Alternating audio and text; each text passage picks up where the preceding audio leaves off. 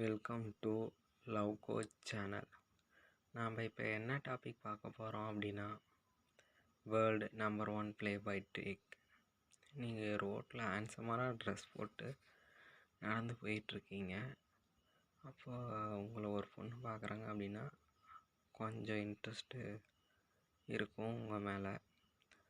அதே ரோட்டில் 10 பொண்ணுங்க கூட நீங்கள் ஹேண்ட்ஸமான ட்ரெஸ் போட்டு நடந்து போயிட்டுருக்கீங்க அப்படின்னா உங்களை பார்க்குற அந்த பொண்ணுக்கு 10 மடங்கு இன்ட்ரெஸ்ட் அதிகமாக இருக்கும்.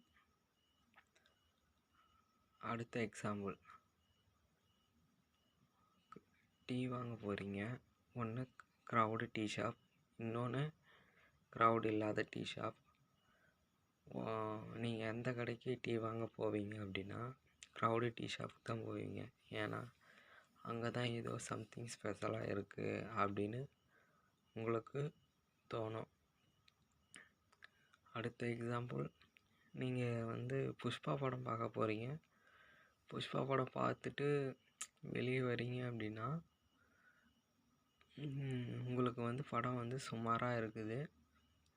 மற்றவங்க எல்லாரும் புஷ்பா படம் சூப்பரு, மாசு, வேறு லெவலு அப்படின்னு சொல்கிறாங்க அப்படின்னா உங்களுக்கும் புஷ்பா படம் சூப்பராக அப்படின்னு தோணும்.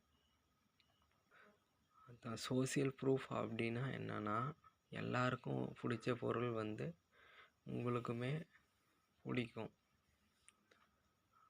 4th எக்ஸாம்பிள்,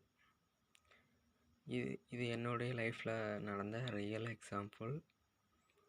என் க்ரஷ் அவங்க ஊர் கோவிலுக்கு கூப்பிட்டுருந்தாங்க.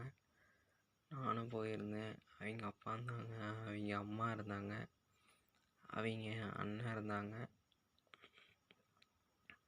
சாமி கும்பிட்டு வெளியே வந்துட்டோம். வெளியே வந்ததுக்கப்புறம் எல்லோரும் ஃபோட்டோ பிடிக்கலான்னு ஃபோட்டோ பிடிச்சிட்டோம். என் க்ரஷ்ஷும் அவங்க ஊரில் இருக்கிற 7 பசங்களும் நின்று ஃபோட்டோ எடுத்தாங்க. சரி, நாங்களும் ஃபோட்டோ எல்லாம் பிடிச்சிட்டு வீட்டுக்கு வந்துட்டோம். வீட்டுக்கு என் க்ரஷ்ஷோட வாட்ஸ்அப் ஸ்டேட்டஸ் பார்க்குறேன். என் க்ரஷ் மட்டும் 7 பசங்க அந்த ஃபோட்டோவில் இருந்தாங்க. நான் பயங்கரமாக அட்ராக்ட் ஆனேன். That is social proof. Social proof use பண்ணால் பொண்ணுங்க ப்ளே பாய்ன்னு நினைப்பாங்க அப்படின்னு நினைக்காதீங்க.